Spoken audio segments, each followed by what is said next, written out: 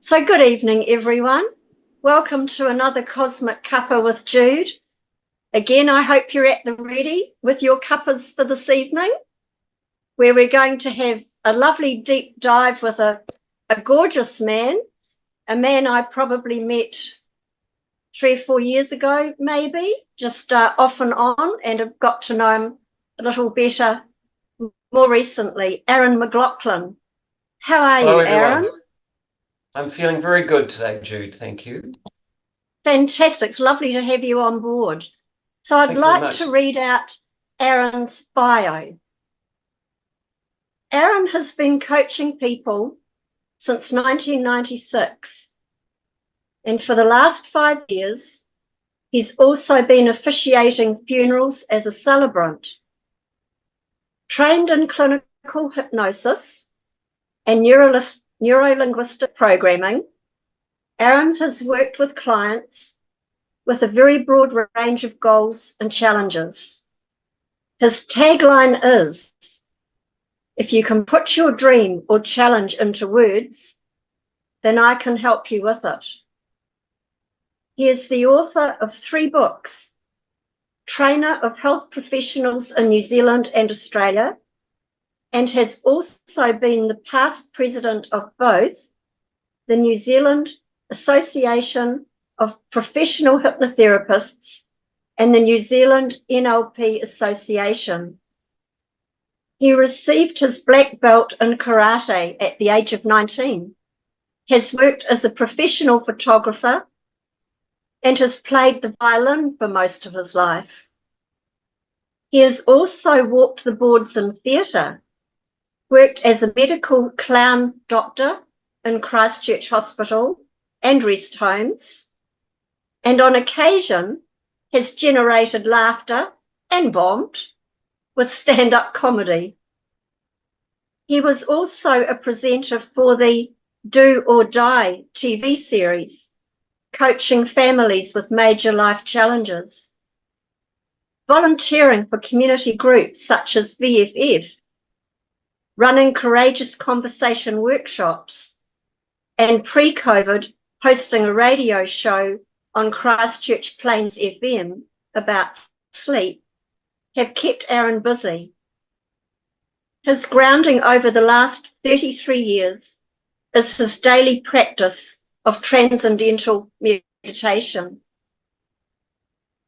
So, Aaron, I'd love to start with you with the question I ask most of my lovely guests. What was life like for you growing up? And how have your earlier years helped to shape your life? Could you also talk to us about the event that happened at 17 years of age and how you pushed through to heal? But maybe starting with your earlier years, please, how that's shaped you. I guess it's a great question. I guess I was born in Dunedin and lived mostly, my major memories are St. Clair Beach in Dunedin. And St. Clair Beach is an easterly beach. It's very rough. It's known for its white pointer sharks and its surfing, 2 things that don't necessarily go that well together at times. But I guess in terms of what I often go back to is this insatiable curiosity to observe, I think. And a memory that comes to mind, which I've often used in trance work with clients in a metaphorical sense, is spending a lot of time in a beach called Second Beaches, which is south of the saltwater swimming pool at the south end of St. Clair Beach. And back in my day, it was boarded up because it was considered a dangerous beach. And I remember on many occasions, of course, climbing the 6-foot wall and adventuring down there. And I've always found that place, even in memory, to be quite hypnotic and always constantly in my memory a metaphor for constant change, for constant movement, for the way that life works in literally waves. And I remember at the south end of St. Clair Beach, there's a kind of a large rock outcrop. And I remember sitting there with a mate of mine and Michael, and I was probably 7 or 8 at the time, and just sitting there for what felt like a very long time, just mesmerized by the extremely long arms of this bull kelp coming and going, and how it was just this, it was like it was laughing at the ocean currents, because nothing the ocean could do anything other than just move it. It was moved by the ocean. It was so flexible and vulnerable to it. And I've always found that really mesmerizing. And then what brought Dunedin to an end was my house burnt down when I was about 8. And my father at the similar time was offered a job in Auckland, or at least offered to come up and have a look and that sort of thing. And so we actually came up, and our new house was being built in the process. So I actually helped my father knock down the house that burnt to the ground. And it's actually interesting because the one room, it was a very old, 100-year-old kind of Cowrie, the board house, and so it went up like, but there was one room that was saved, and that was the mum and dad's room. And in mum and dad's room, they had an ebony grand piano, which my mum still owns. And I always have this fantasy, this part of NLP reframing, which is I often imagine the piano, playing this dirge of like, it's getting closer, getting closer, getting closer. Oh, hot, hot, hot, hot, hot, getting closer, getting closer. Will it give me? Will it give me? It's like this whole kind of crazy reframing of that whole experience. So yeah, and then after that, just kind of moved a lot actually to Auckland, then back to Dunedin, into the brand new house, which was a beautiful house, still there, known as the Boomerang House, and that was in St. Clair. And then we were only there, I think, not even a year, and Dad got transferred, offered a really good job, and so we came up and we moved a lot up here. And the rest is kind of, I don't know, just sort of school, being, I guess, reflecting as a bit of an outlier in school, because I just saw things a bit differently. I think I wasn't one of these guys, you hear some of these stories, when was your first moment of awareness? It was like, oh my God, man, I was like in the womb and I looked at my hand, and, it was like, nah, nothing like that for me. It was just like, just being aware of life, and, nothing very grandiose. But what shifted everything was, as you mentioned earlier, I was about 17, and I had a couple of jobs, and one of them was doing landscape gardening. Well, not landscape gardening, but kind of like maintenance gardening, mowing lawn, stuff like this. And one day I turned up, it's a mate of Dad's, he owned a lot of property in Parnell and that sort of thing. And that was when you could, buy a lot of property in Parnell and Remuera. And anyway, so I turned up at his house one day, and he gave me a backpack with weed spray. And it wasn't until about 6 years later that we realized it was paraquat.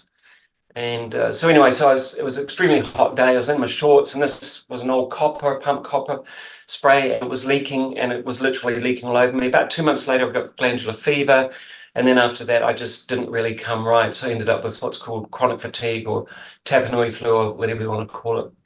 And I just started, the slippery slope of descending into this this experience where literally the paraquat has an oil. So an oil that sticks to and suffocates the plant, but also gets into the root structure and suffocates everything. But it also does the same in the body. So it was literally, by the time I got to a gentleman named Matt Tizard, who was able to diagnose it, no doctor or anything could make head or tail of it. He was able to put me on a special German piece of technology and find out that it was this thing. And it was really an interesting day, actually. At the time, I think I was 24, 25, and Dad was sitting there with me. It was his idea. He heard about Matt Tizard through a friend who'd been to him. And Dad came home one day because I had to live with my father because I couldn't work anymore because I was so sick. But I was, I was doing I was meditating at that time. Dad had also got me into transcendental meditation at 24. And that was the thing that kept my nose above water level, really, which I'm extremely grateful for. So I was meditating, I was watching my diet, I was getting to bed by 9, doing yoga, walking on the beach every day, which sounds fabulous, but it's not when you've got paraquat poisoning. And then he came home one day and we met Matt. And first instance, my memory was I'm sitting there and he's got these 2 copper handles you hold on to. You hold on to one and your feet are on some copper plates. So it kind of grounds you and earths you into this machine. Excuse me. And then he runs around and presses your acupressure points and they relate to all the organs. And that closes a circuit, if you like, with each organ. And he had to clean the handles a couple of times and turn the machine on and off and all this sort of thing because nothing was registering. And then he gave the thing to Dad and got him to do exactly what he was doing. The machine started to go, where, like this, where? And Matt Tizard looked at me and said, well, you should really be dead because your body isn't registering any of this electrical stuff.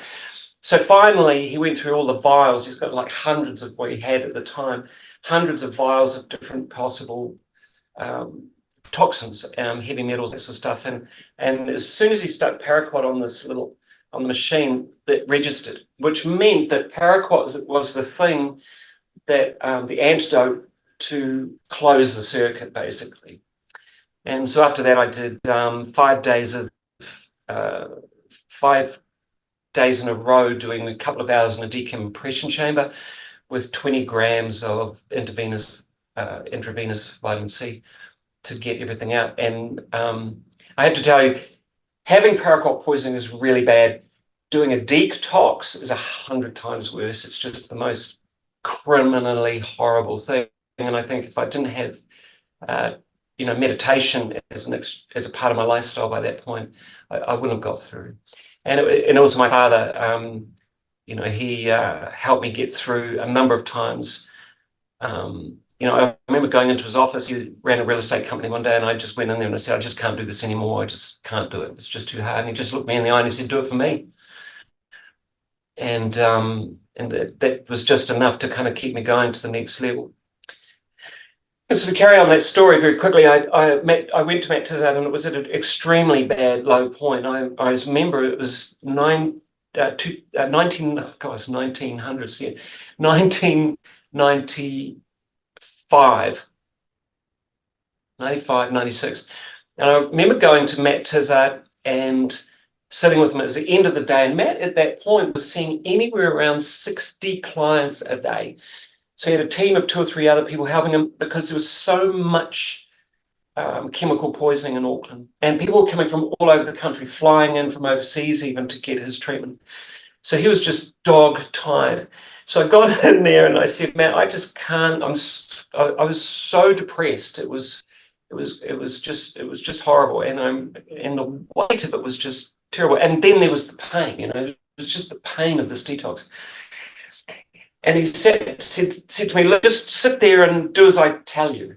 And he says, so you're right or left-handed? And I said, well, I'm right-handed. So he said, okay, so say yes. And I said yes. And he gently applied pressure to my right knee.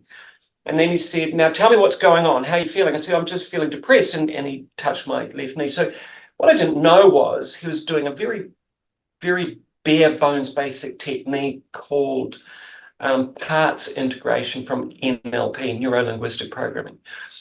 And he did this for 5 minutes.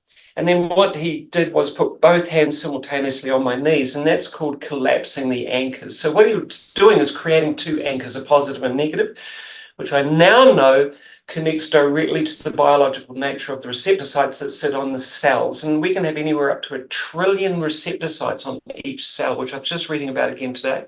So it's a phenomenal amount of receptor sites, and they just work in code, positive and negative. So when we, for example, do a parts integration where we have on one hand I've got the problem, and on the other hand I've got this, we're immediately tuning into the psychoneuroimmunology of the genetic nature of how we actually can resolve issues at a very, very deep level just by doing this. So I didn't know that, and that's what he did. Well, 20 minutes later, he'd fallen asleep. He was so tired. He'd fallen asleep with his hands on my knees, which sounds dodgy as hell, but it wasn't. So he had his hands on my knees, collapsing the anchors, and he started snoring because he was so tired. And while he was doing that, something clicked, and I popped out of the depression. I just popped straight out. It was like literally the lights went on, and I looked around and said, "Oh my God, what just happened?" And I woke him up and I said, "What was that? What was that you just did?" And he said, "I did this little course in NLP over the weekend." And so he gave me the number of a guy and out South Auckland, Papatoetoe, who's passed on now. And I went out and learned with him, and that was kind of the beginning. And that was 1996. I did clinical hypnosis, which the trainer was wrapped a little bit of NLP into that.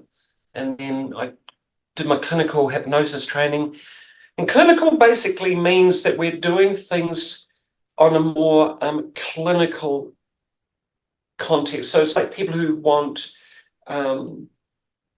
deep trance for, say, dentistry, or they can't have anesthetic. So we help them to get into a state where they're completely numb and they can have anesthetic-like surgery.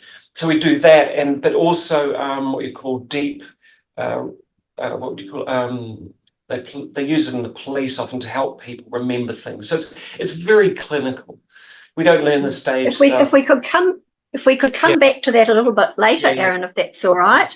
Isn't it wonderful that you met the man, Matt Tizard, that could actually help you heal? Right person, right place. How miraculous is that?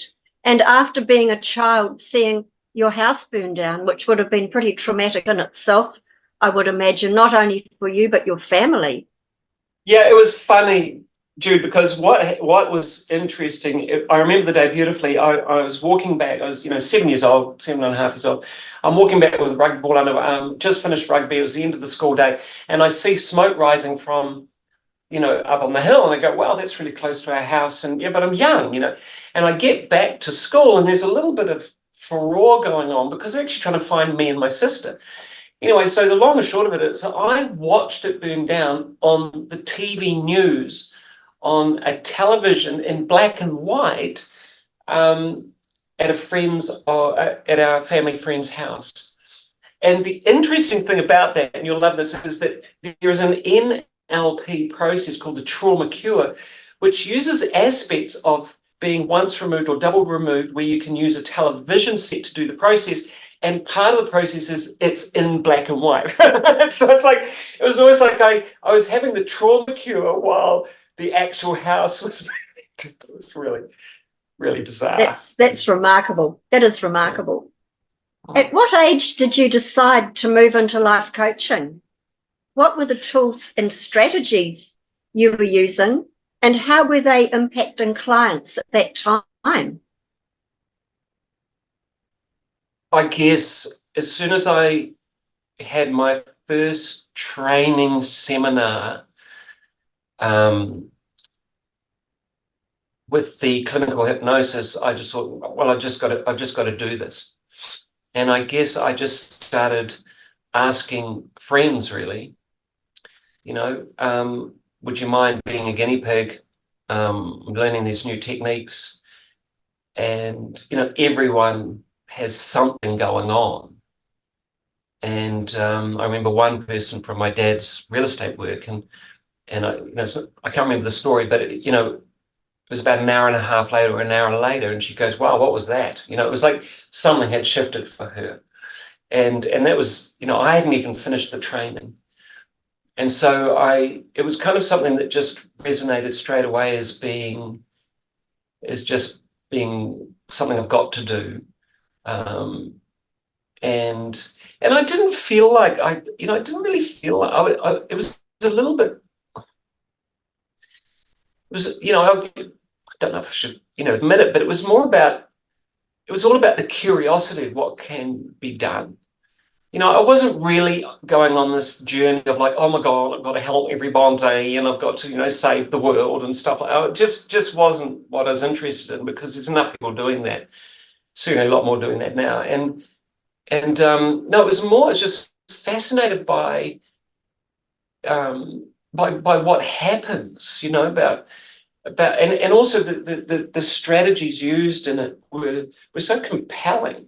To watch someone shift their perception of their own personal reality or history just by having a conversation and then helping them to relax or whatever, and going on maybe a journey or an investigative journey, it was just I mean, I had people spontaneously drop into a past life, and it's like, shit, where'd that come from? And we'd suddenly, you open you ask a number of open-ended questions.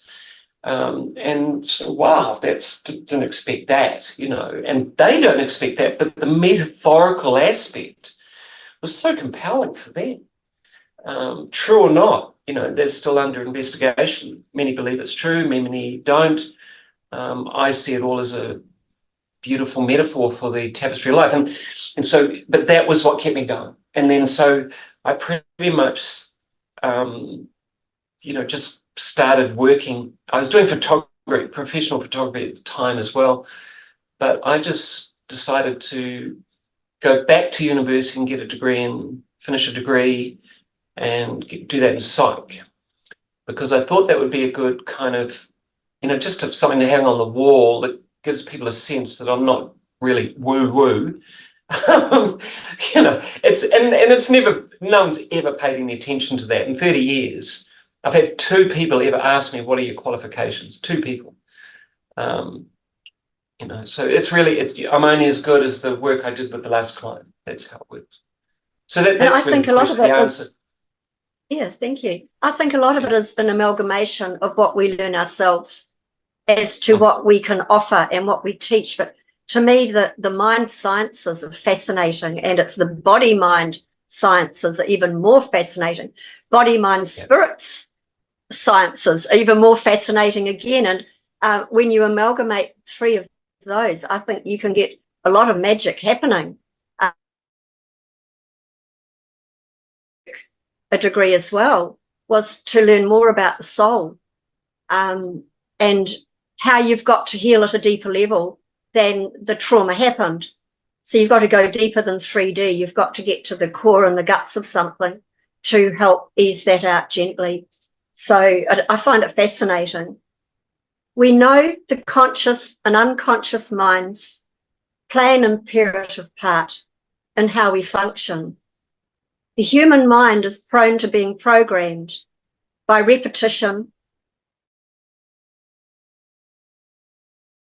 You talk about your work, please, with hypnotherapy, as you've mentioned, EFT, emotional freedom technique,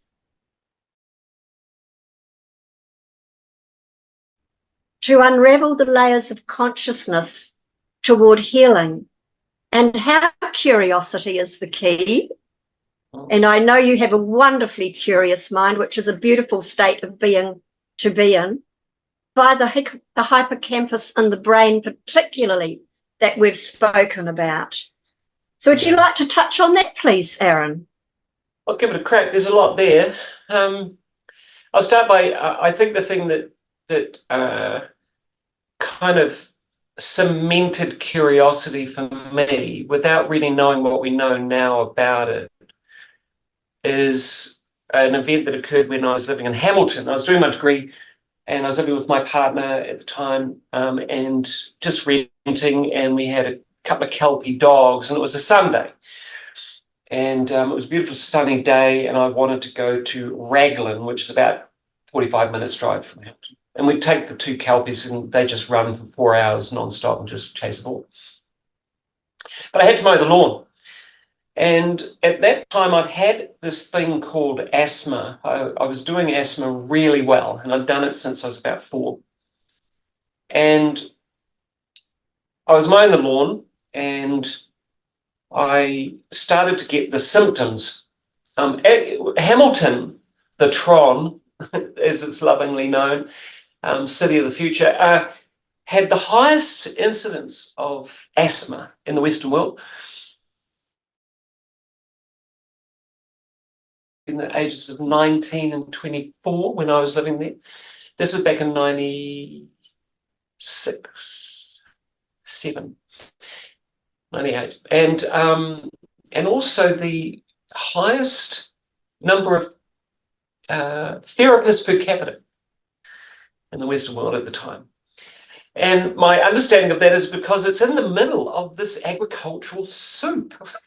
So it doesn't matter which way the wind's blowing, there's stuff just layering itself all. Anyway, so I'm mowing the lawn, and it's a hot day, and there's pollen in the air and everything, and I start getting this symptom that for me is a tickle under here, and it gets really uncomfortable. The lungs start, the bronchial tubes contract, and suddenly we're going into this thing called asthma.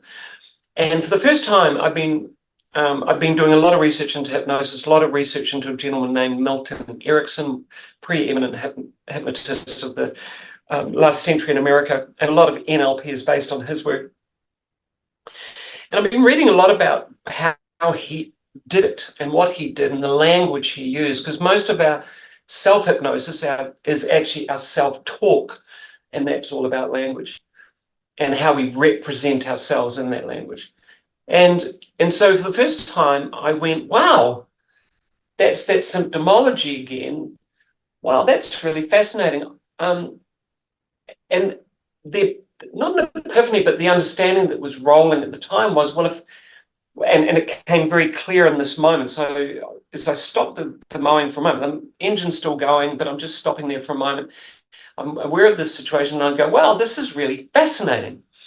And then I said, well, I'm doing this thing called asthma. It's a process that I must know how to do very well. So if I know how to do it really well, I must know how to undo it really well, because it's just a structural thing, and that comes from NLP. It's all about structure, not the narrative. There's narrative you go on forever, but it's how that narrative is held together that keeps it going or not in NLP. And anyway, so I said to myself, well, this is really fascinating. I wonder how I'm continuing to sort it out now, so I can get the dogs to Raglan with my partner, and we can spend the afternoon in Raglan. And literally 40 minutes later, I remember very clearly, I'm stooping down, I'm bending down to turn off the mower, and I stop as I'm about to turn off the mower, and I go, oh, where did the asthma go? So I just simply done what I call the three-step fascination principle, which is I engaged the symptomology, I acknowledged its existence, I then generated a state of curiosity, and I finished it with a process, just wonderment. I wonder how I'm continuing to sort this out so that I can get to this thing that I want to do. And it was just a dialogue. And I wrote a whole book about it called The Fascination Principle, which is now called Rapid Inspired Change. But the fundamental essence of that's what kind of shifted my whole focus. And then I realized with a little bit more research, and I hadn't realized this until a couple of years later, following that, studying more of NLP, getting my master practitioner in NLP, that one of the fundamental quotes from the inventors of NLP was NLP was nothing more than an attitude of curiosity leading to a string of techniques. And then I realized that Mesmer, his whole narrative around hypnosis was about fascinare or fascination. So everything about hypnosis, NLP, and actually any therapeutic process to do with the the mind on any level, conscious or unconscious or anywhere in between, is all to do with how the hippocampus, we now know, suddenly goes, wow, look at that. So the hippocampus, we now know, is in a constant state of active curiosity so that it can trigger the immune system into battling or dealing with whatever antagonist comes in. And that's often why, just going into the second question that you started on about some of the other stuff going on over the last 3 to 4 years, is that what it's primarily designed to do is to look for the thing that's going to be problematic for our existence. And that's where you then can get into flight, fight, fear, freeze, flight, or fight, or the fear-based response emotions, which are not negative in themselves unless they hold. They're extremely vital in themselves because they drive us to do the thing, which is response to whatever is going on. And now we know through Dr. Michael Knowles is that the hippocampus is actually running this deep protocol of constant curiosity. And when I was writing my book and I had this experience with the mowing of the lawn, like I couldn't get asthma back. Like I was trying hard. I was trying all sorts of things to try and get it back. And my body said, well, why would I? We now know what to do. And, it's much more fun not having it. And so, so the mind, the hippocampus had suddenly realized that the asthma was actually a mistake. And that's a part of what they call the phobia cure and the allergy cure in NLP. They're actually mistakes of the subconscious where the hippocampus gets caught up in thinking that this is an antagonist, but it's not so much an antagonist, it's highly novel. And so that novelty, because it's so novel to the system, the hippocampus goes, oh, what are we doing about that? And throws everything at it. And that can create the inflammation or whatever. Now, if that happens a couple of times, we then get into the triggered response routine, and that will start blowing out and becoming a regular habitual thing. And then it's what we call asthma, hay fever. I'll tell you, just quickly, I told this story about, I used to have a terrible allergy for fish. And to the point where I could just touch a bit onto my wrist and I'd start literally almost going anaphylactic. I'd just blow up. And all this. So it was a bit of a party trick for my parents, actually, would you believe? But that's the 70s. Anyway, so I said to my partner, and this is around the same time of living in Hamilton, the same time as this, I think it was just before this experience with the asthma, actually, and what might have triggered me to think of the asthma protocol.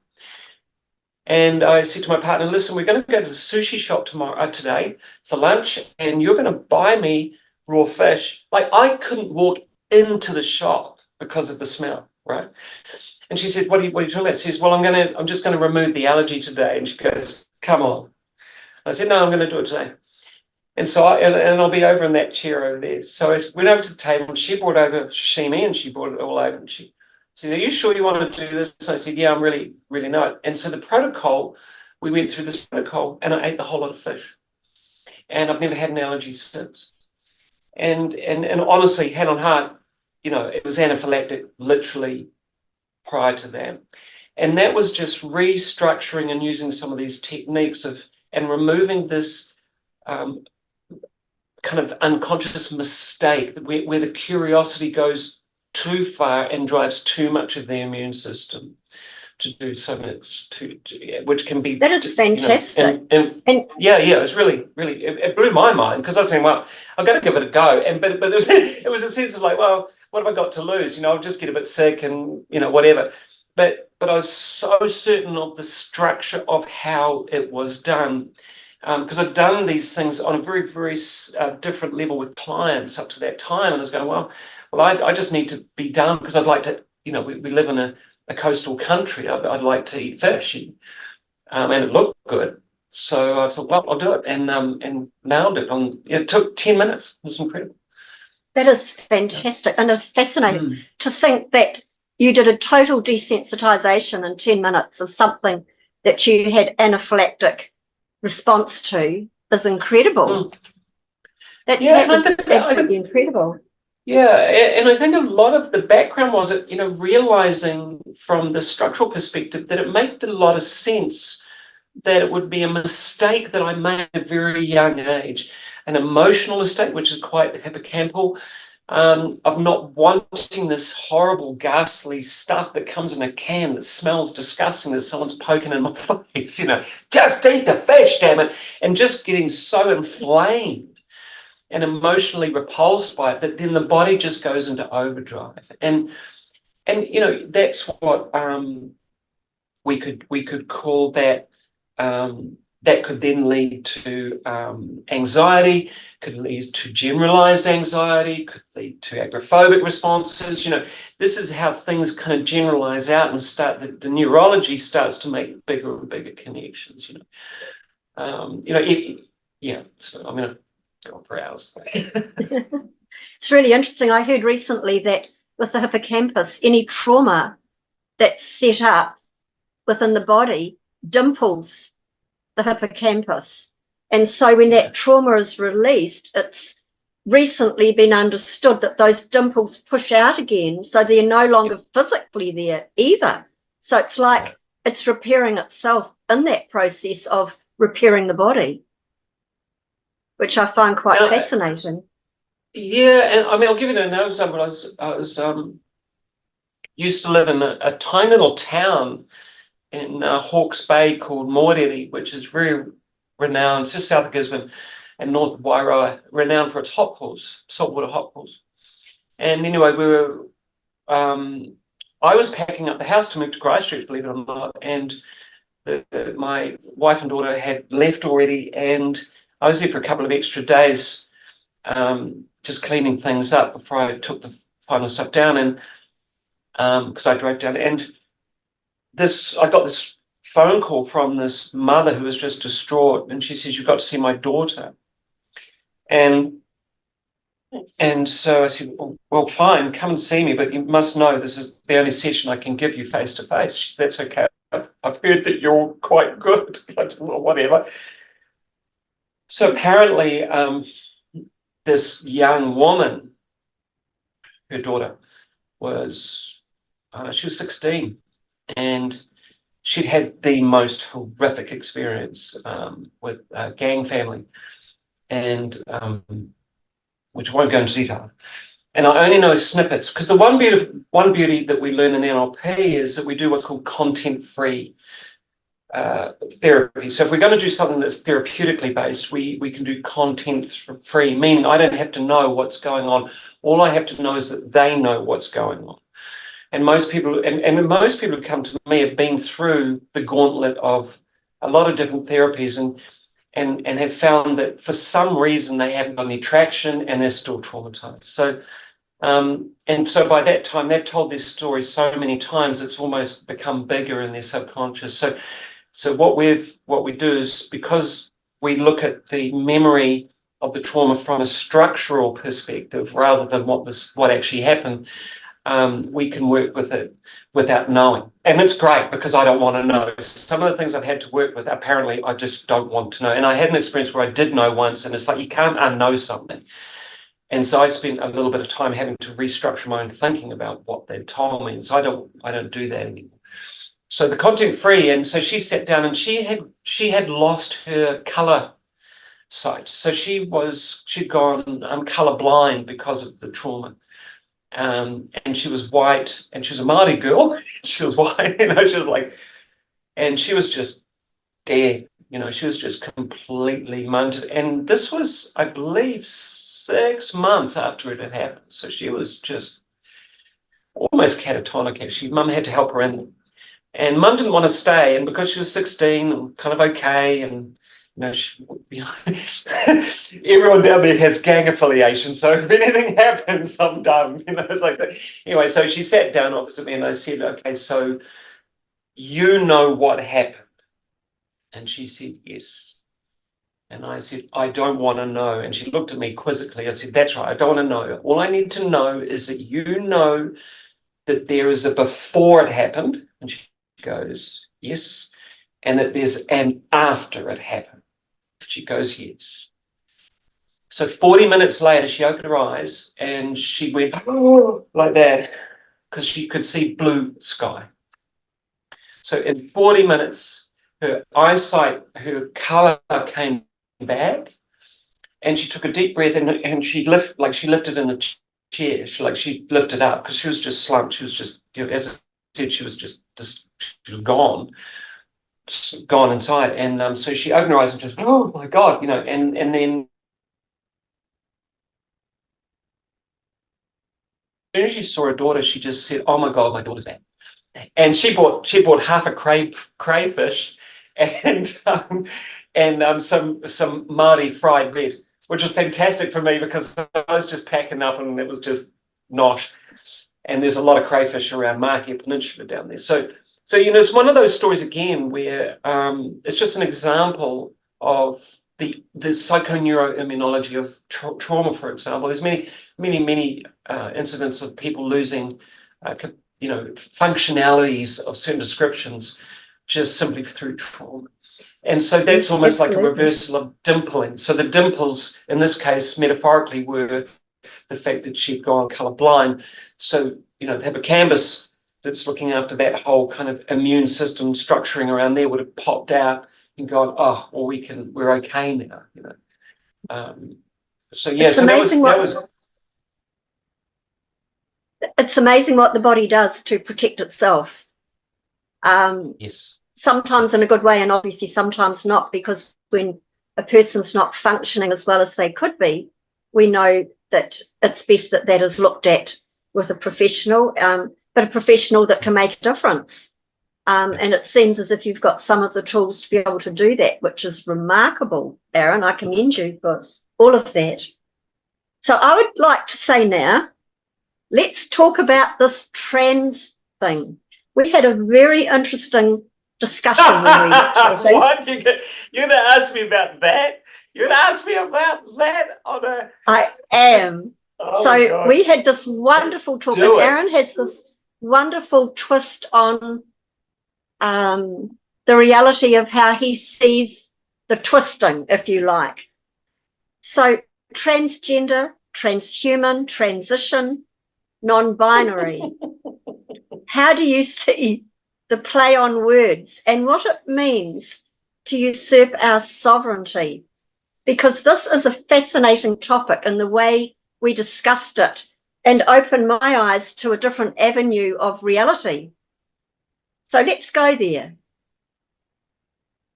I was just on that, and I'll kind of try to re-articulate what we talked about the other day.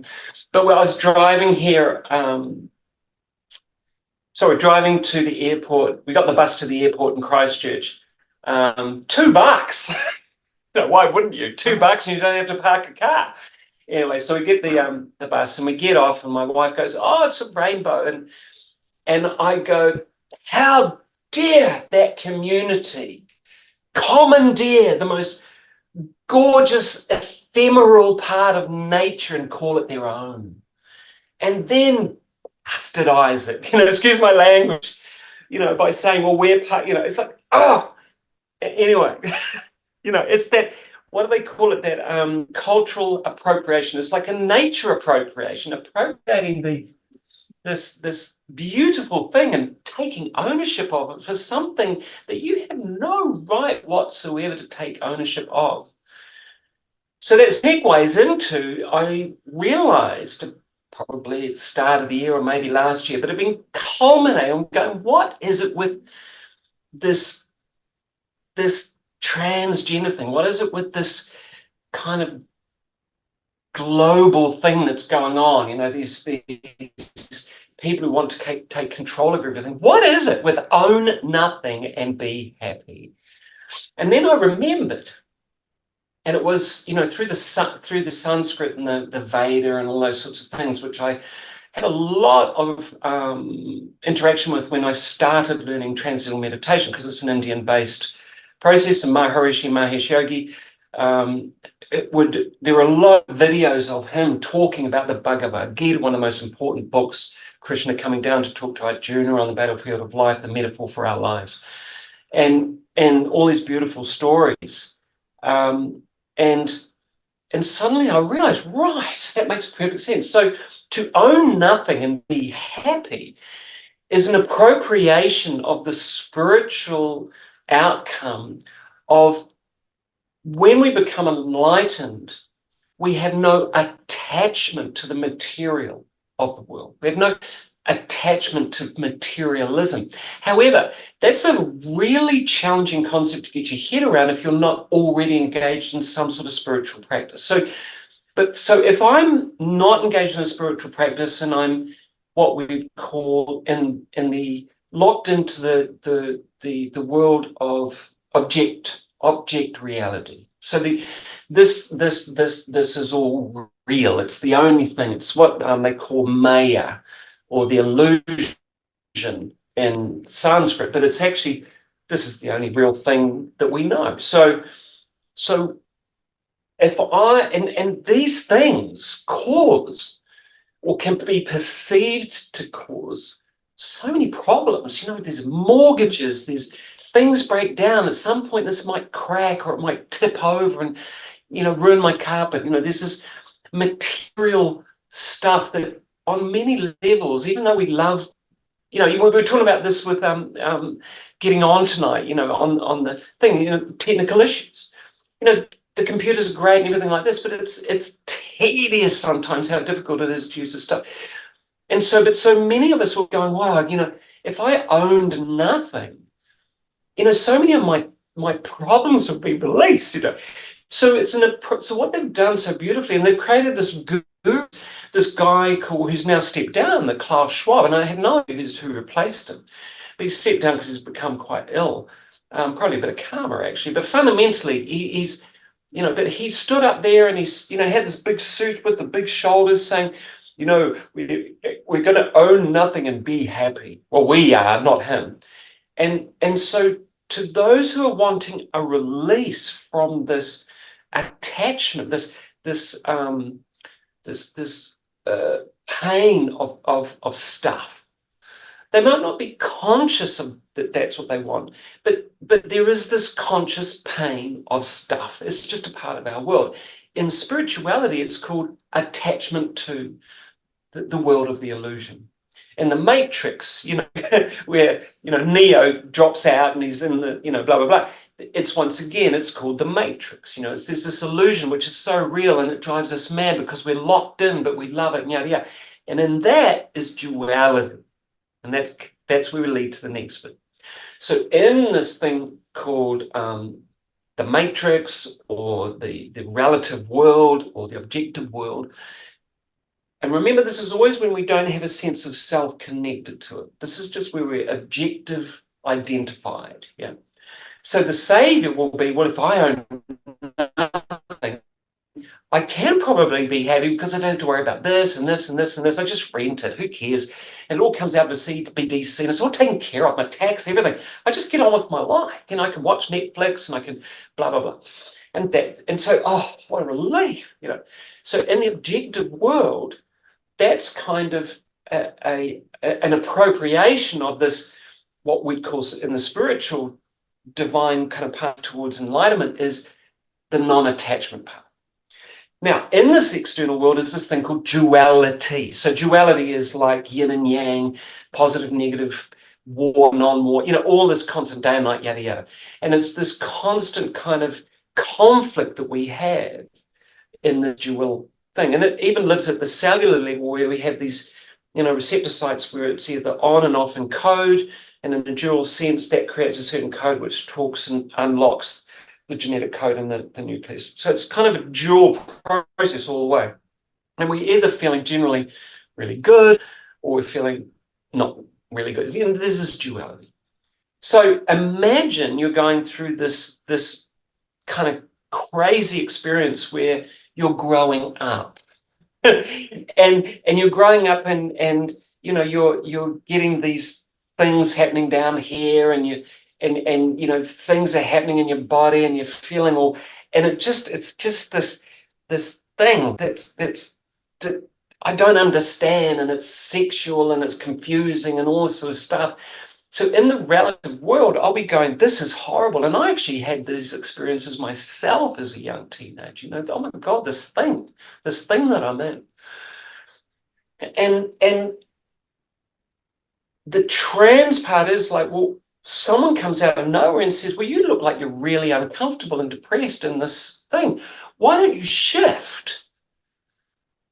Yeah. Why don't you shift into this kind of what we'd kind of call non-binary state or trans state? So it's kind of like you kind of trans, what do you call it? You're kind of in two states. So you've got the male biology, but you're thinking you're female, or you've got female biology and you're thinking you're male. So you're in this trans, and so to the objective world, this is like, oh my God, that makes so much sense. And if you're young and you're impressionable and you're going through all this stuff, it's almost like someone, you're on the street and you're on your knees and you've got no food, and someone says, have you heard about Jesus Christ? I mean, it's no different. Really, someone comes to you and says, well, have you heard about this? You could become a woman. Oh my God, yes, because that's the other side. So that must be better. And so in the objective world, there's no conversation about the inner world. There's no conversation about transcendence. It's transgender. So the words are similar, but they're not the same thing. But to the uneducated or, to the ignorant, through no fault of their own, cultural ignorance, it sounds like they're transcending their problem by transgendering into. Now, what we now know is that people transgender, and they, in general, it's about 60%, I think the stats are in the States, they become very depressed. Some of them become highly suicidal. And so the next step would be, well, what we do is we transmutate, we transhumanize. And that's what the likes of, Elon Musk and those crazies are talking about, shunting stuff into the brain. We've got this conduit with technology, and that's your like, as we were saying the other day, there's Star Trek and the Borg. If you know Star Trek, there's this, this Borg, which are, and they have a hive mind of the mother who connects all of them and controls them, but it's a biologically, technologically connected unit, and it's horrific. And yet there's a sense that what they talk about in the Borg, which is a beautiful metaphor to what we're talking about actually, is it transcends individuality, which transcends binary, which transcends conflict. But there is no soul. And that's where all of this goes awry. But to the uneducated, to the unknowing, it's a complete adoption of a potential spiritual path, and the promise of release, the promise. But what you lose is your sovereignty, because you're never given the opportunity to know self. You go what we call meta. So if I go from male to female, I'm going to a meta state. So I move from my biological into a psychologically or what you probably call psychopathologically illusion to believing I'm female in the male state. So I become meta to the original state. So I feel removed, which is a sense of transcending, but I'm actually out of. I'm not inward. And that's that appropriation of the past. And does that make sense? It's like I don't want to go on about it, but I think is that kind of it's fascinating. Kind of what we were talking about? It's fascinating, Aaron, because it's putting another slant on all of this, as in trans, whatever you want to put after that. Transhuman, particularly, quite a dark road. I find your take on it fascinating, because it puts another layer to the whole pancake, really, doesn't it? Thank you. I hope you like pancakes. Well, and it comes from, and what we can do is step back one step further, and this this comes back to what's called schizophrenic language. And it comes from the work of a gentleman back in the 60s called Gregory Bateson. And he was a psychologist, anthropologist, who was asked by UCLA, I think it was the psychiatry department, to take his PhDs away and find out what is the precursor to schizophrenia. And he came back many months later with 3 words, and he wrote a paper called The Double Bind. And the double bind, very simply, talks about the problem of using labels.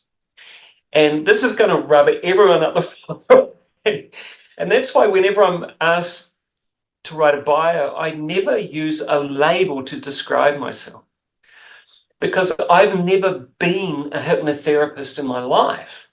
It's just something that I've done.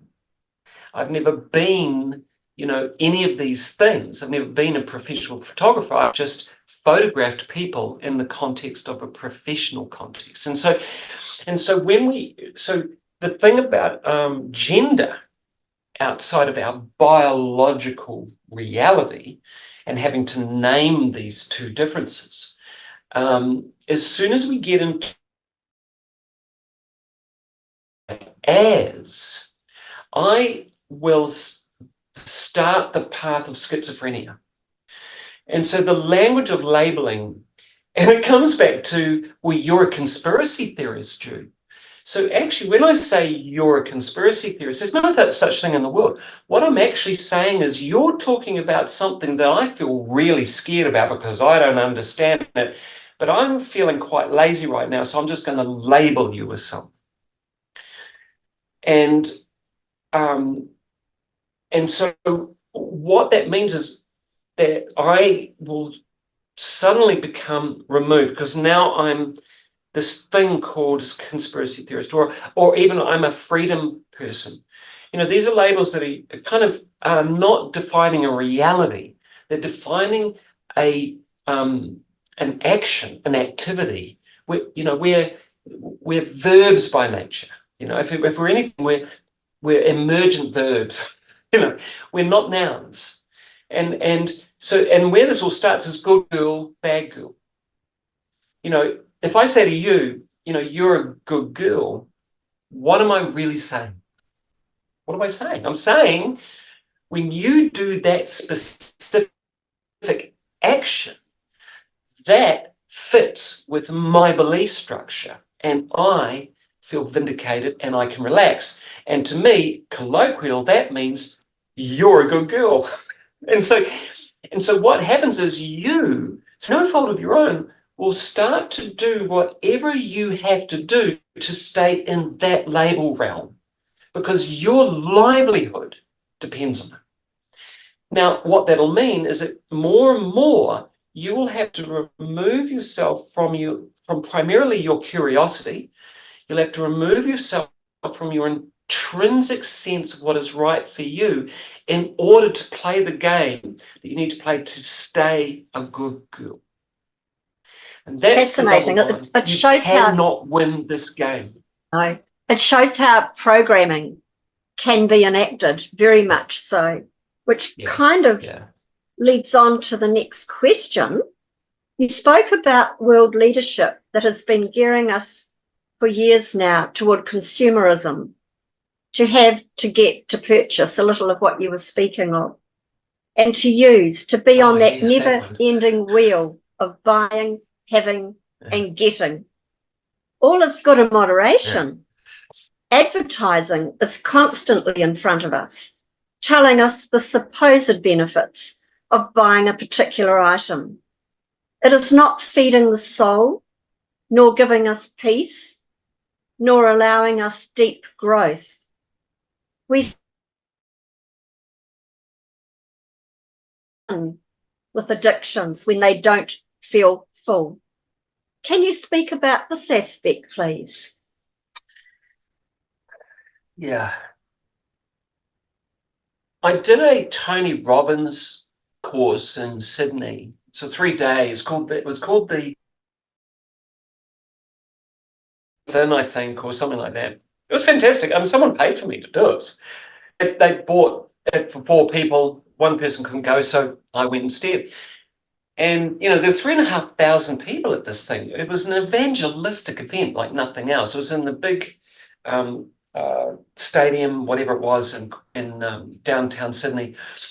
And massive big video screens and everything. And Tony Robbins gets up on there. He wasn't there every day, but he was there for probably half of it. But when he got up, everyone just lost their shit. You know, they just absolutely went ballistic because, you know, this is the guy, you know. And what occurred to me at that time was I bought into something. And I hadn't paid any money, but mate, I was on the verge of joining the Tony Robbins University. I was on the verge of like totally just writing out a check for $6,000 and just doing whatever it took to just be on this journey to get to this thing that I had been sold really well. And that's when it occurred to me. Now, all due respect, Tony Robbins was one of the first, what they call civilians, non-university people to be allowed to learn NLP. And as soon as he got it under his belt, he went, mate, I can make so much money out of this. He got a team of people together, which is how America works. And they just blasted it. You know, back in when I did this course, it was 21 years ago. You know, he had 200 business companies under his name. You know, he was making millions of dollars a day. You know, anyway. So what occurred to me was there was this addictive, once again, this externalized object referral addiction to what he was promising me through using his technology.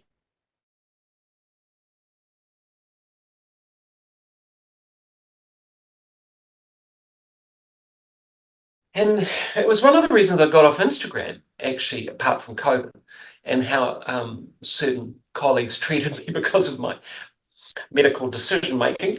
There was just this sense that I kept seeing this programming, which was, you're going to be happy.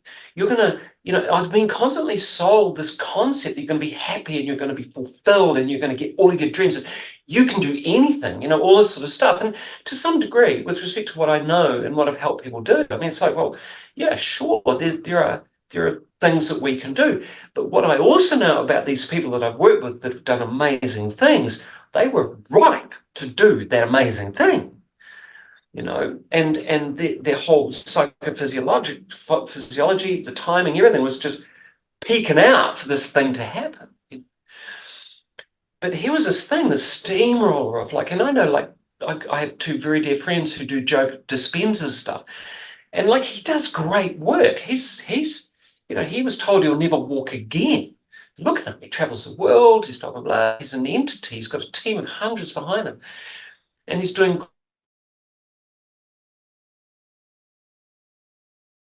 I'm on the list on the email, and I just get email after email selling me the next course and the next promise and the next new transcendent video call, whatever it is. And I think once again it comes back to, is this actually an experience where I transcend?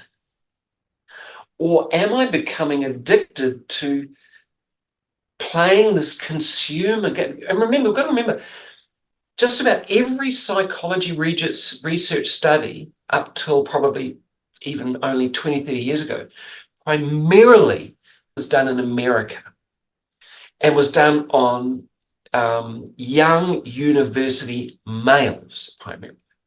Even ones to do with women done on males. You know, the stats are quite interesting, but remember, America its whole success is based on consumerism. It's based on do what you have to do to make that buck, to get successful. You can do anything. You can be the biggest, the fastest, the strongest, all this sort of thing.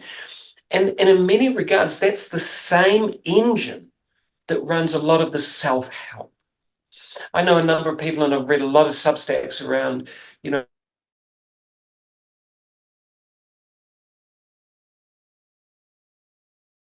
can heal your life, you know, those sorts of things, affirmations, that sort of stuff. But you talk to some of the back end of how that industry now works, which she's probably got nothing to do with anymore. It is horrific what they do. But it's all about just printing books, printing books, printing books, and owning everything. So if you sign up with Louise Hay, you'll seldom own any of your own gear, and they have in the small print the right to take anything that you've written and use it in their own way, however they choose. And most writers don't know that. And so there's this engine. And it's really dopamine rich, it's really addictive.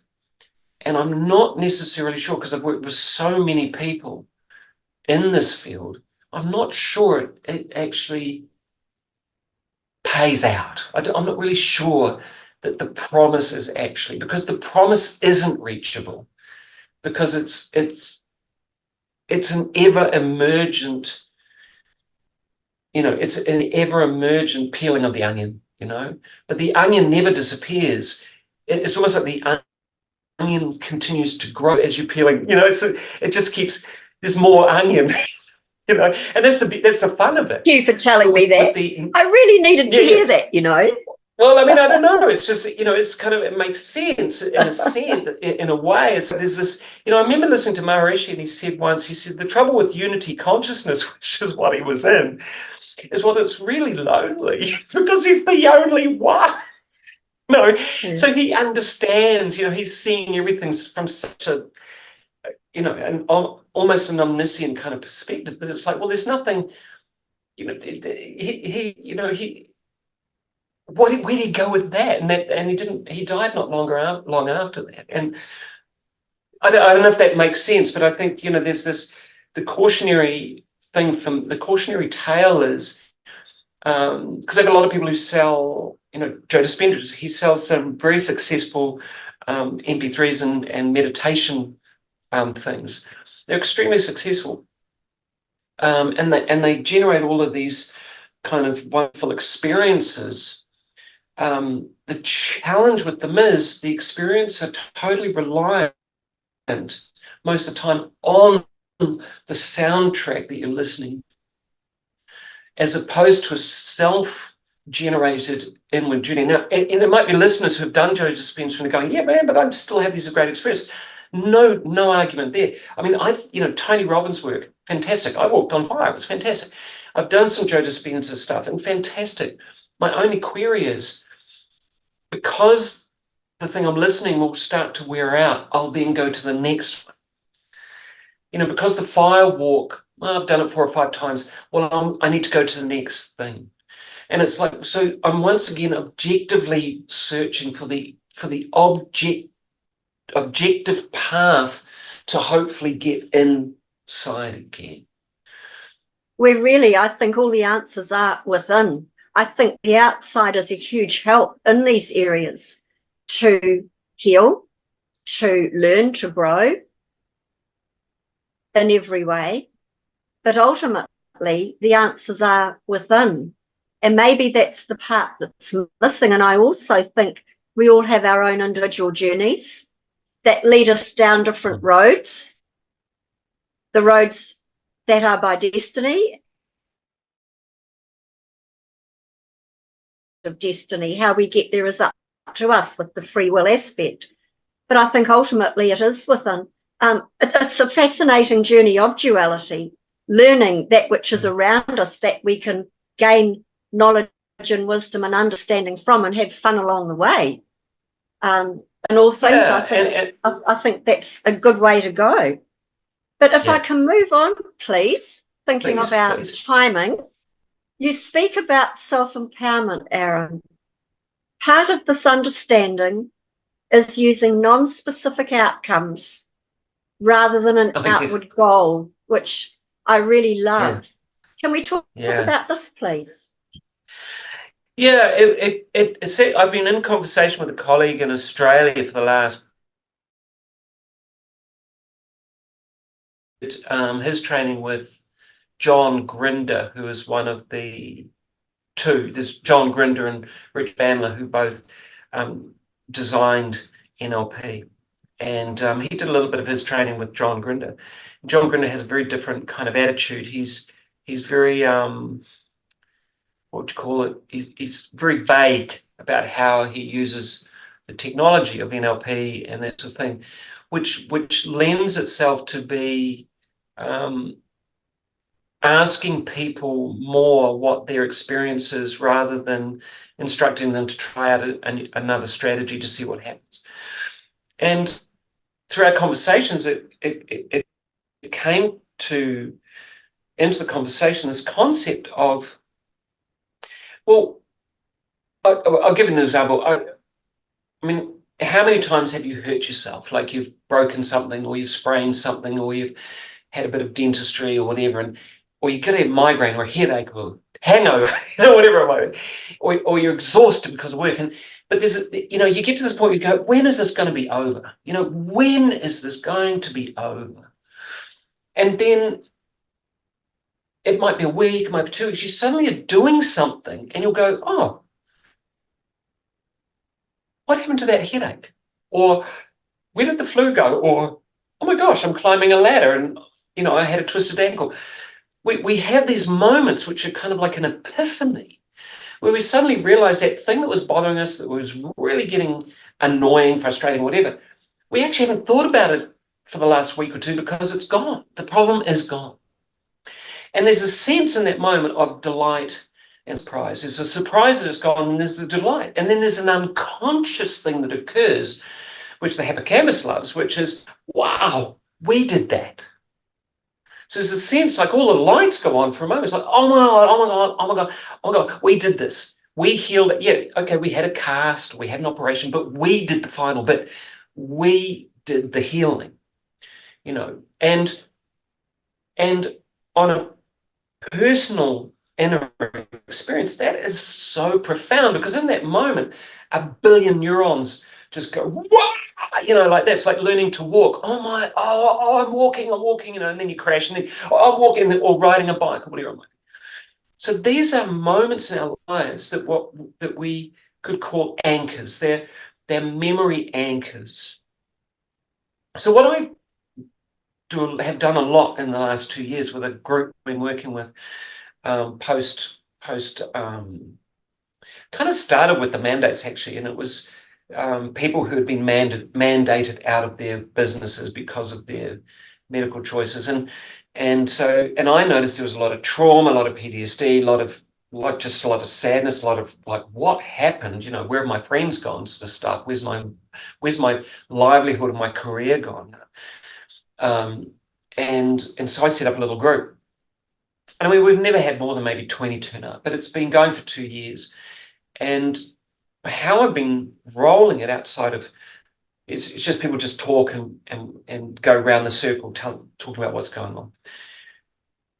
But what occurred to me more and more was this thing that I'm just saying, this consumerism about happiness, this consumerism about, I just need to have this thing, or this event, or this experience.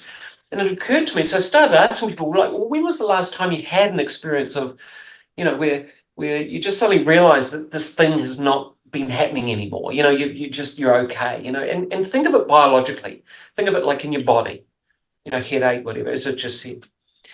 And then I said, so what I want you to do is I want you to start thinking about that on a larger scale. I want you to start thinking about that. Like, imagine your timeline. You're looking out into the future along your timeline, and you're imagining that out there, because most people would come to group because there's some shit going on.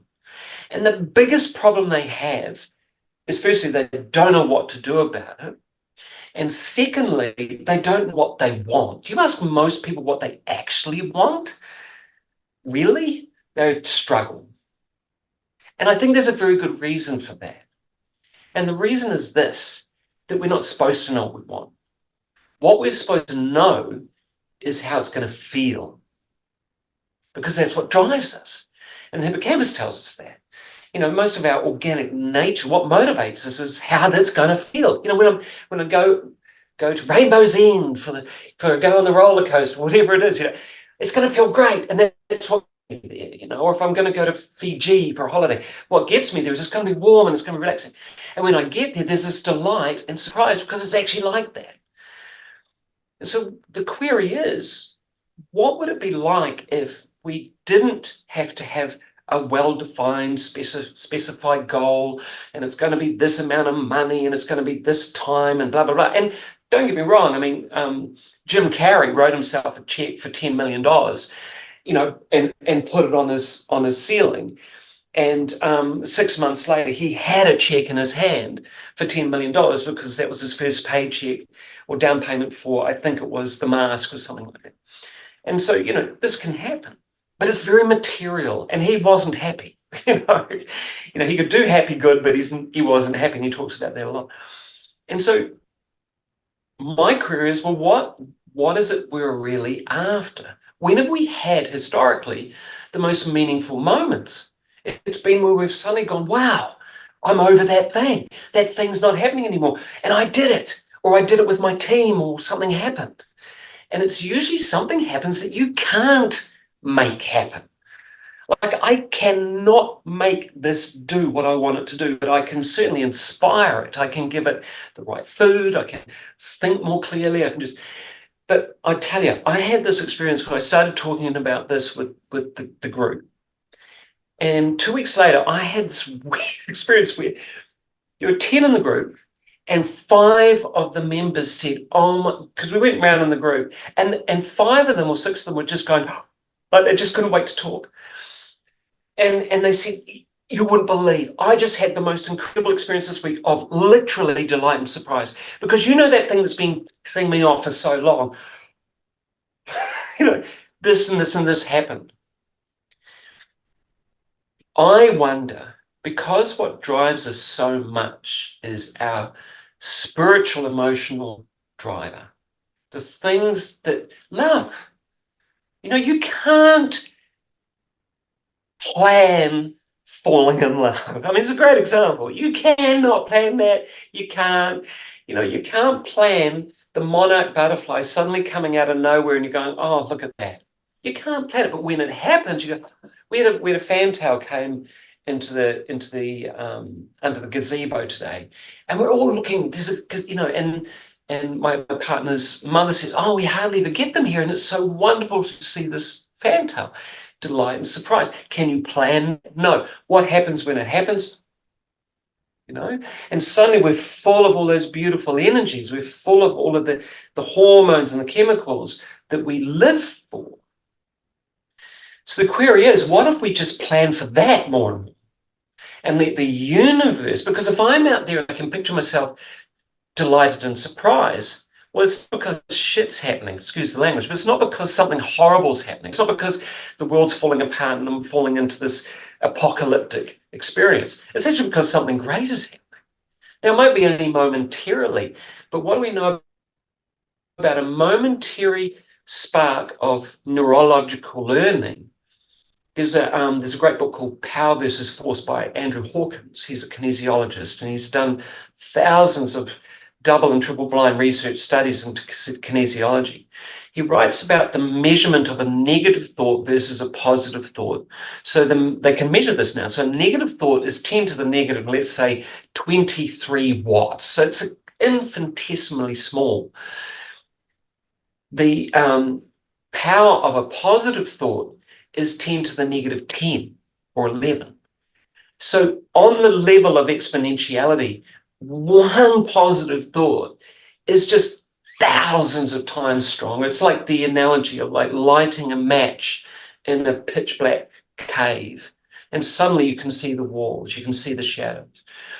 And I think that's what I've noticed for myself, for my family, and certainly for the people I've been working with is, well, if we drop this consumer necessity to have this and this and this, but we drive this idea or inspire this idea that we just want more and more delight and surprise, more and more kind of, and I've noticed in my own life since I've been running this, my capacity for intuition has grown, my capacity to be in the right place at the right time has been off the charts. It's like I've been going constantly in the last 2 weeks going, wow, didn't expect that, and that says to the universe, give me more, because I'm lighting that up.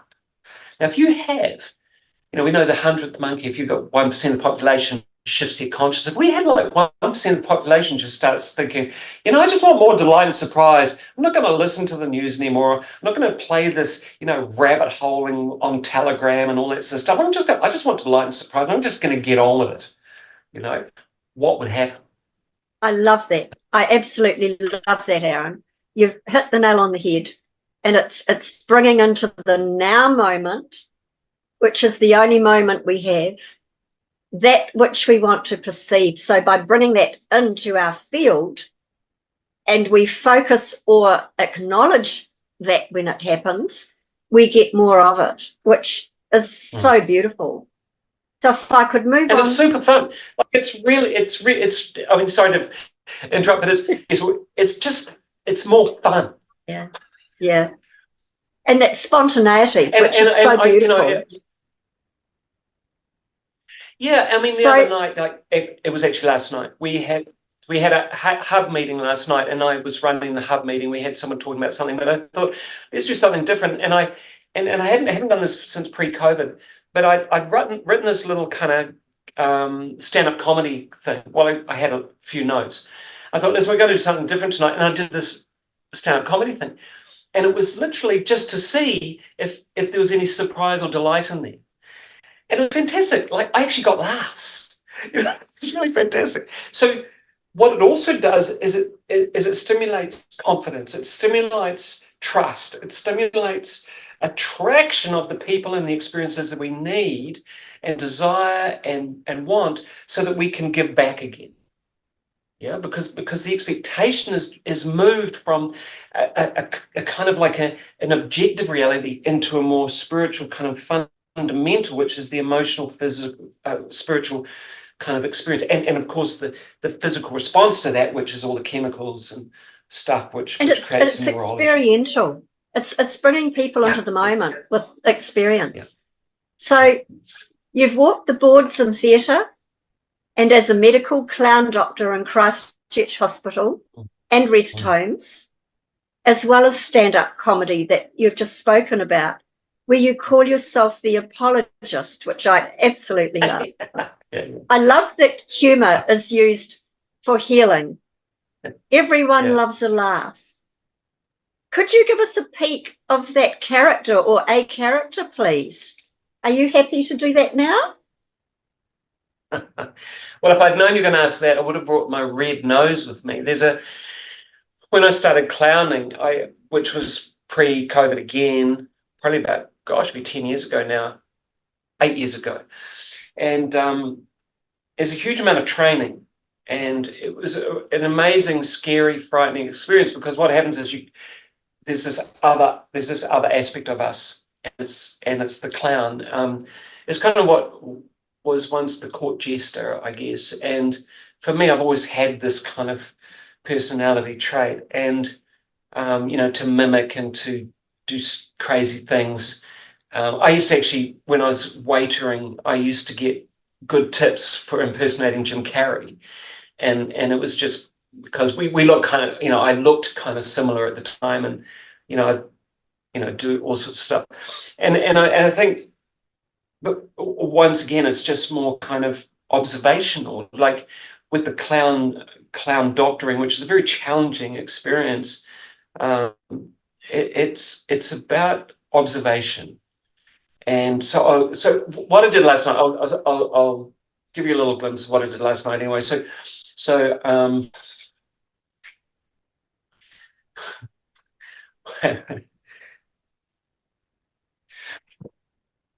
my name's Aaron McLoughlin, and I'm a fourth generation white, middle, soon to be lower class Anglo-Saxon descent man, which, for those who don't understand biology, is an adult male human.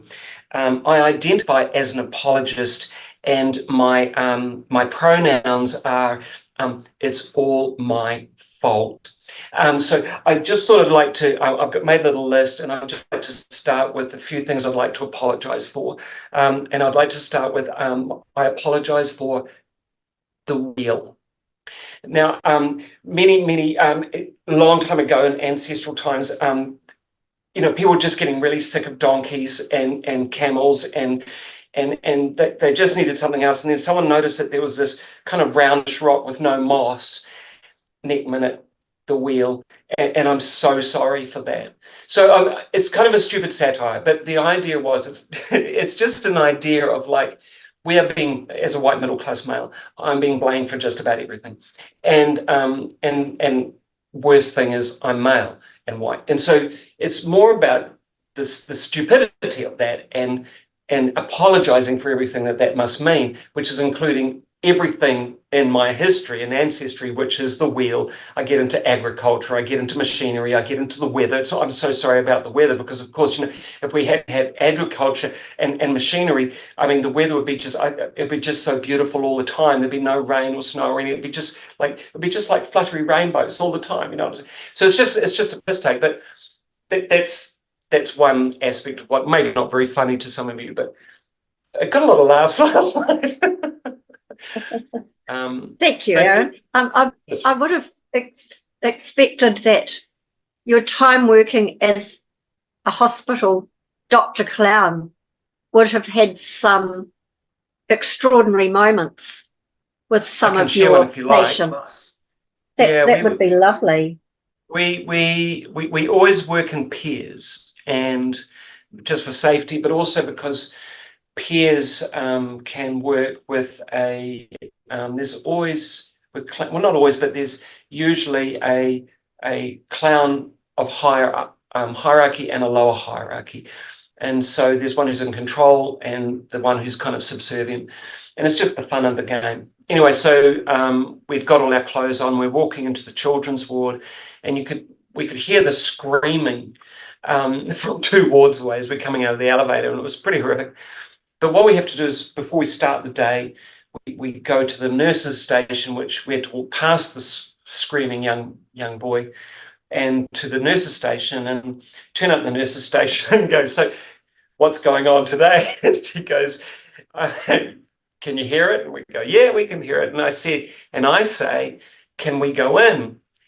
And my clown doctor says, "You what?" And I say, "Well, that's what we're here for. We're here to help out, and this kid is obviously in huge amount of pain." Anyway, he'd broken his femur, and it was pretty harsh. And I can't remember if he'd had the operation or he'd had it fixed in, but the pain was off the charts. And for some reason, something about the medication. Anyway, long and short of it was, my partner at the time, and she's a very well-known street act, and very, very well known in Christchurch, and actually internationally, but mostly in New Zealand.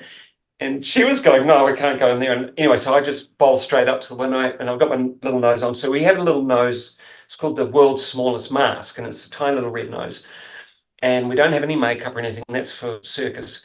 But we do wear what we often wore was a redesigned and refurbished kind of medical uniform of some description. So I had a doctor's white lab coat, but it had been turned into tails with a little thing. And my name was Zippy, because I'm always just mad running around doing stuff. And that's kind of how I live my life, actually. But fundamentally, so we turn up, and I look in the window, and I knock on the window, and the mum's got a head buried in the, just holding his hand. He's screaming his head. His eyes are closed. He's just screaming his head. Tears everywhere. And she's got her head down. She's got tears. And so I knock on the window until she hears me. And so she looks up and she sees 2 clowns. She goes like this.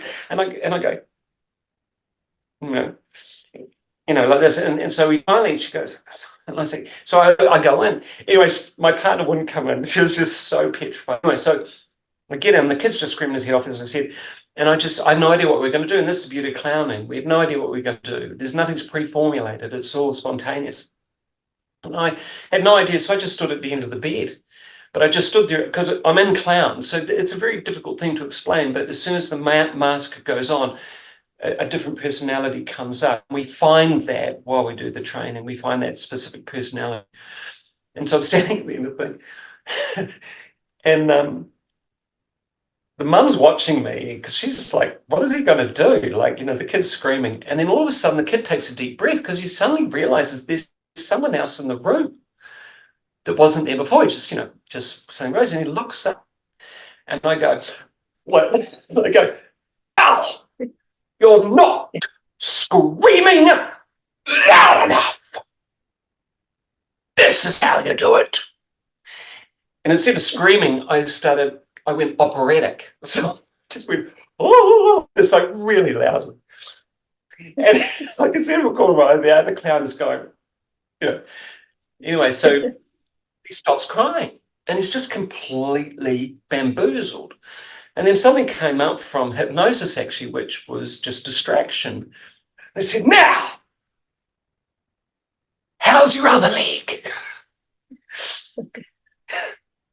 And so, whether I can't even remember if he answered me or not, but the first thing was he stopped crying. His mum was starting to laugh. My partner came in and started dancing with the thing that holds the drip. He wasn't on a drip, but she was dancing with that and playing with it and kind of pretending that it had a personality.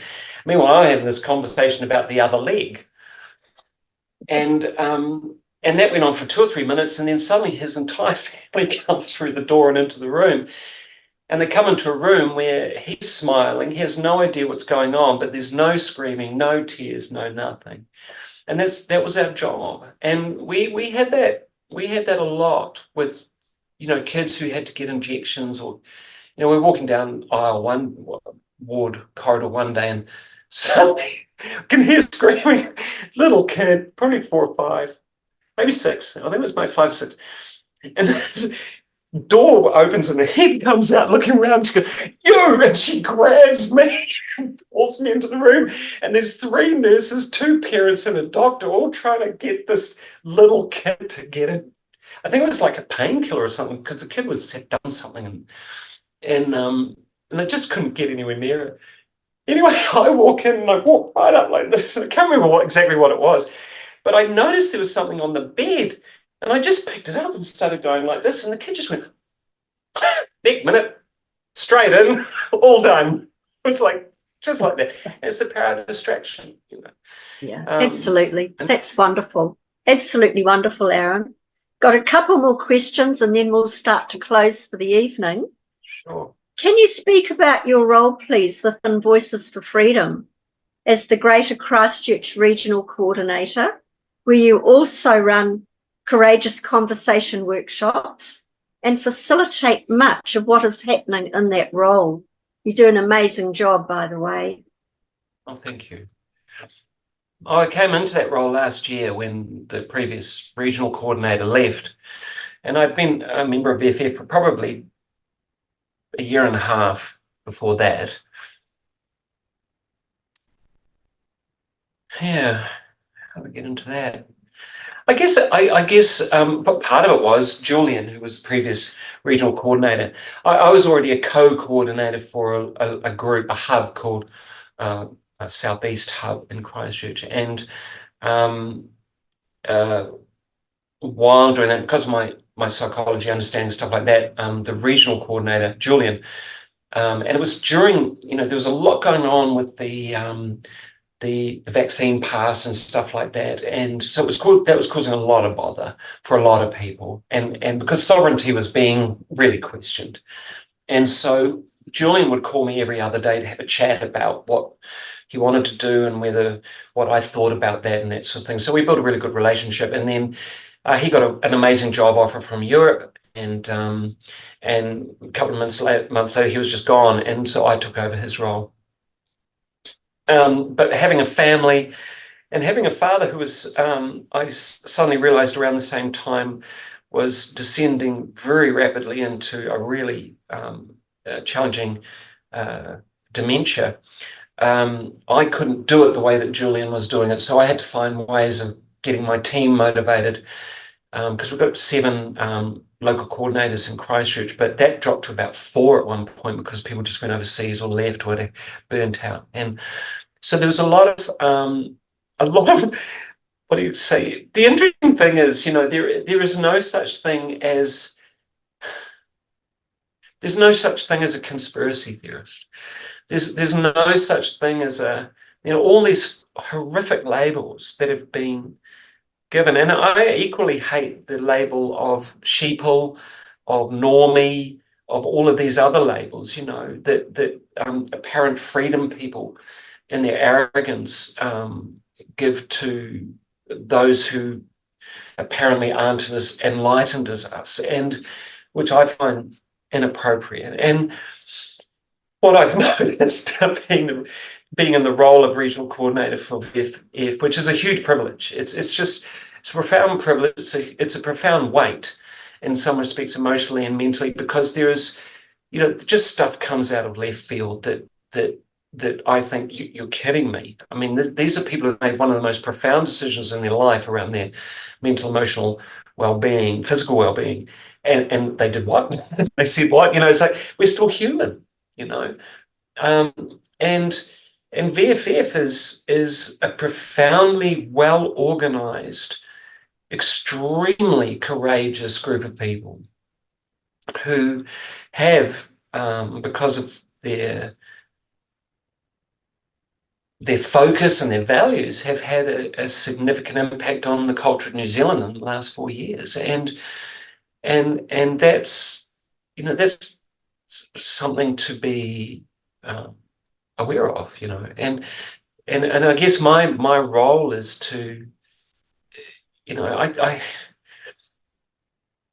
it's an interesting question, because I don't really know how to answer it, other than I just do what I have to do on a day-to-day basis to help people navigate what has turned out to be a lot worse for many than anyone could have imagined. And I mean horrifically worse on so many levels. And that's why I set up the Courageous Conversations group, and have also, have run a number of similar groups via Zoom for local and regional coordinators for BFF, to help people navigate strategically how they internalize what they're having to deal with on a daily basis. And certainly it was exacerbated by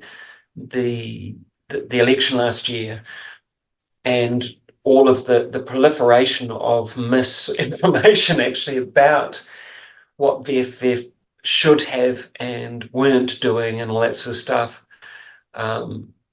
and how really damaging that was actually to a lot of people. And we lost quite a few people in VFF because of that. And it wasn't through their fault. It wasn't through anyone's fault. It's more just that act of curiosity, wanting to do, just being engaged by this thing that's so compelling, and been taken on this kind of journey, mental, emotional journey, which is so compelling, and yet, and then suddenly we're just taken over by it, and can't quite stop. Because if we stop, oh, well, now we're doing something bad, or we're, whatever. It's really layered. So my job has been sort of helping out with that, really. I have a team, and my actual role is to look after them as best as I can, help organize, whatever's required, but really to be to stand up in front of people and answer questions, and to inspire people if I can,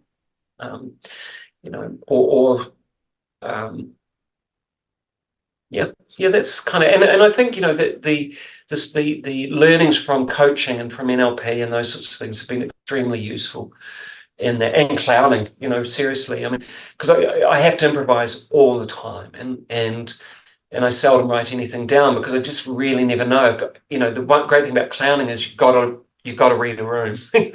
And so, recently I was up in front of a couple hundred people, and it's like, well, I've got to read that room. I've got to get the vibe. I've got to get a sense of, so I can't predict or plan, but I always get the sense of there'll be some delight or surprise in there. And there always is. There's always something happens. It's like, wow, I didn't expect that. That's cool. I think that's a lovely note.